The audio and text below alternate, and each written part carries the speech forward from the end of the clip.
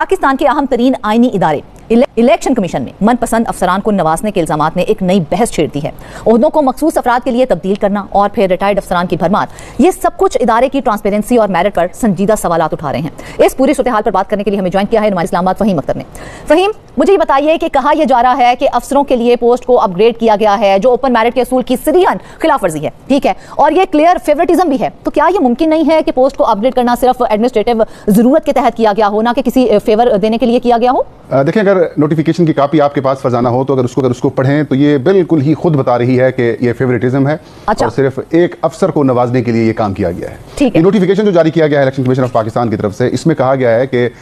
जो election commission की एक पोस्ट है डायरेक्टर जनरल पॉलिटिकल फाइनेंस, एक पॉलिटिकल फाइनेंस विंग है जो कि सियासी जमातों को रेगुलेट करता है, उनके इंटर पार्टी इंतखाबात हों, उनके निशानात हों, या फिर वो जो MNAs, MPAs, सेनेटर्स और सियासी जमातें अपने गोशवारे और वाजिबात जमा कराते हैं, उनकी ये छानबीन करता है। तो उसके सरबराह को ग्रेड जो दिया जाता है उसको डायरेक्टर जनरल की पोस्ट के तौर पर उसका जो हेड होता है वो होता है। अब जो मसूद अख्तर शिरवानी साहब हैं, जिनको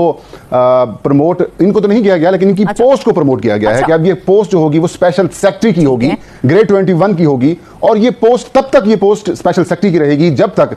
मसूद अख्तर शिरवानी साहब इस ओहदे के ऊपर रहेंगे। अब जैसे ही मसूद अख्तर शिरवानी साहब ये ओहदा छोड़ेंगे, ये पोस्ट वापस डायरेक्टर जनरल की हो जाएगी, स्पेशल सेक्रेटरी की खत्म हो जाएगी। अगर तो असूल मेरिट का देखा जाए तो होना तो ये चाहिए था कि भाई अब से ये जो पोस्ट हुआ करेगी ये स्पेशल सेक्रेटरी की होगी, चाहे मसूद अख्तर शिरवानी आए या फिर कोई और उम्मीदवार इस जगह के ऊपर आता है, लेकिन ये सिर्फ मसूद अख्तर शिरवानी तक ही महदूद है। चीफ इलेक्शन कमिश्नर साहब ने इसकी मंजूरी दी है कि जैसे ये साहब जाएंगे उसके बाद पोस्ट वापस अपनी ओरिजिनल पोजीशन पे आ जाएगी। इसका क्या मतलब है? इसका मतलब यह है कि आप सिर्फ एक बंदे को नवाज रहे हैं। सेम इसी तरह चंद माह पहले या चंद साल पहले इन्होंने जो डायरेक्टर जनरल लॉ थे इलेक्शन कमीशन ऑफ पाकिस्तान के मोहम्मद अरशद साहब, जो कि 5 बार एक्सटेंशन हासिल कर चुके हैं, जो कि इंस्टा कोड की खिलाफ वर्जी है। मैक्सिमम 3 दफा आप किसी को एक पोस्ट के ऊपर एक्सटेंड कर सकते हैं, 5 टाइम वो एक्सटेंशन हासिल कर चुके हैं, उनको भी स्पेशल सेक्रेटरी लॉ बना दिया गया है और उनके लिए भी यही कहा गया है कि ये तब तक है जब तक मोहम्मद अरशद साहब रहेंगे। तो सिंपल बात यह है कि मौजूदा जो चीफ इलेक्शन कमिश्नर साहब हैं और उनके जो 2 बाकी मेंबरान हैं जो अपनी आईनी मुद्दत 5 साल की मुकम्मल कर चुके हैं, 15 महीने से ज्यादा वक्त वो गुजार चुके हैं, वो अब ऐसे तरीके से लोगों को नवाज रहे हैं ताकि वो उनके लिए काम करते रहें, जो कुछ वो कहते हैं वो करते रहें। और इंटरेस्टिंग बात यह है कि ये जो दोनों अफसर जिनको प्रमोट किया गया है, इनके 2 इंटरेस्टिंग लिंक्स हैं। एक लिंक ये है कि ये जनाब दोनों रिटायर्ड हैं, दूसरा इनका लिंक ये है कि ये दोनों ऑफिसर्स पाकिस्तान तहरीक इंसाफ के खिलाफ जो ममनुआ फंडिंग केस के अंदर स्क्रूटनी करने वाली कमेटी थी उनके ये मेंबर थे और इनलिए इनको नवाज दिया गया है। जराये से ये चीज भी सामने आई है कि जो हम बिल्कुल भी जानिबदार होकर बात नहीं करेंगे क्योंकि हम चाहते हैं कि दोनों पहलू जो है वो अवाम के सामने आए। हम बिल्कुल गैर जानिबदार होकर मैं आपसे ये सवाल कर रही हूँ कि मुझे बताइए कि स्पेशल सेक्रेटरी की पोस्ट को 1 टाइम 1 पर्सन बनाना क्या इदारा जाती सिस्टम को कमजोर बनाता है, या दूसरी जानिब अगर हम दूसरे पहलू से देखें तो इदारे की एफिशिएंसी को बढ़ाने के लिए ऐसा कदम उठाया गया है? क्या कहेंगे आप इस हवाले से?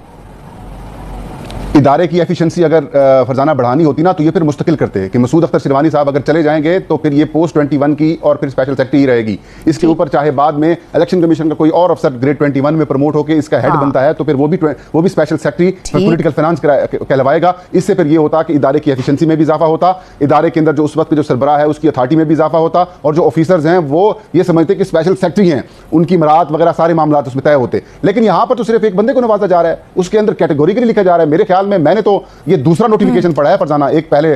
इसी इलेक्शन कमीशन की तरफ से दिया गया था मोहम्मद अरशद साहब को, और अब ये मसूद अख्तर शिरवानी साहब को दिया गया है कि ये एक बंदा है, जब तक ये ओहदे पर रहेगा, जैसे जाएगा ये ओहदा वापस अपनी ओरिजिनल पोजीशन के ऊपर आ जाएगा। तो ठीक है, अगर आपको रूल्स के अंदर ये इख्तियारात अगर दिए गए हैं लेकिन वो भी प्रेसिडेंट से ही अप्रूवल से मुंसलिक हैं कि आप किसी की पोस्ट को प्रमोट कर सकते हैं, तो फिर तो या तो फिर जितने भी डायरेक्टर जनरल की पोस्टें थी बाकी इलेक्शन कमीशन में उनको भी आप स्पेशल सेक्रेटरी कर देते और वो भी जब तक बैठे हैं तब तक होता, या तो फिर सब कुछ स्पेशल सेक्रेटरी बना देते। लेकिन ये पिक एंड चूज किया गया है, इससे तो फेवरेटिज्म जाहिर होती है। ये तो सीधी सी बात यह है कि आप चंद अफसरान को नवाज रहे हैं, और मेरे पास जो इतलात हैं वो बड़ी खौफनाक है फरजाना। वो ये हैं कि पिछले कई साल से जब से मसूद अख्तर शिरवानी साहब इलेक्शन कमीशन ऑफ पाकिस्तान में आए हैं,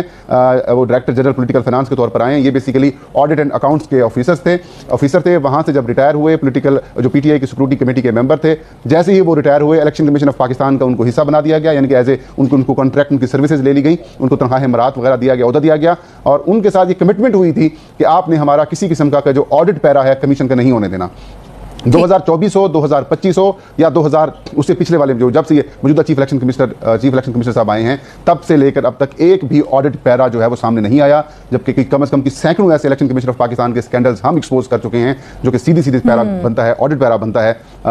ये कहा जा रहा है इलेक्शन कमीशन के अफसरान के अंदर भी काफी ज्यादा आप यूं कह सकते हैं कि एक अजीबोगरीब किस्म की मायूसी फैली हुई है। ऐसा तो नहीं है कि इलेक्शन कमीशन में नई प्रैक्टिस है, एक नया ट्रेंड बन चुकी है, यानी कि पोस्ट को पर्सन के मुताबिक डिजाइन करना, क्योंकि इदारा खुद बजाते ये कहता है कि हम तजर्बाकार अफसरान को लेकर आते हैं, हम मुद्दों पर तैनात करते हैं ताकि गवर्नेंस को मजबूत बनाया जाए। क्या पाकिस्तान का जो सिस्टम है, जो पाकिस्तान का जो सिविल सिस्टम का निजाम है, सिविल सर्विस का निजाम है, या जो पाकिस्तान के अंदर जो नए ऑफिसर्स आ रहे हैं या जो पाकिस्तान के जो तालीमी इदारे हैं उन्होंने अफसर पैदा करना छोड़ दिए हैं, पाकिस्तान के अंदर जो अच्छे दिमाग हैं वो आना छोड़ खत्म हो चुके हैं, यही आखिरी लोग थे, यही जो सिकंदर सुल्तान राजा साहब चीफ इलेक्शन कमिश्नर हैं, यही जो उनकी टीम है, यही आखिरी टीम है पाकिस्तान के अंदर। इसके बाद इलेक्शन कमीशन ऑफ पाकिस्तान खत्म हो जाएगा, उसके बाद कोई और नया काबिल अफसर नहीं आएगा। पाकिस्तान के अंदर जिस वक्त सैकड़ों ऑफिसर ग्रेड 21 और 22 के अंदर मौजूद हैं, बस वो बिल्कुल ही फारिग हैं, नल्ले हैं, उनको किसी किस्म की कोई चीज का पता नहीं है, बस यही अफसर हैं, इनको बार बार एक्सटेंशन भी दिए जाएं और इन्हीं को इसलिए रखी जाएं। मतलब अब आलम यह है कि सिकंदर सुल्तान राजा साहब का खुद का ताल्लुक जो है वो ब्यूरोक्रेट रिटायर्ड हैं। पाकिस्तान ने पहला एक एक्सपीरियंस किया, पहले हमेशा जजेस ही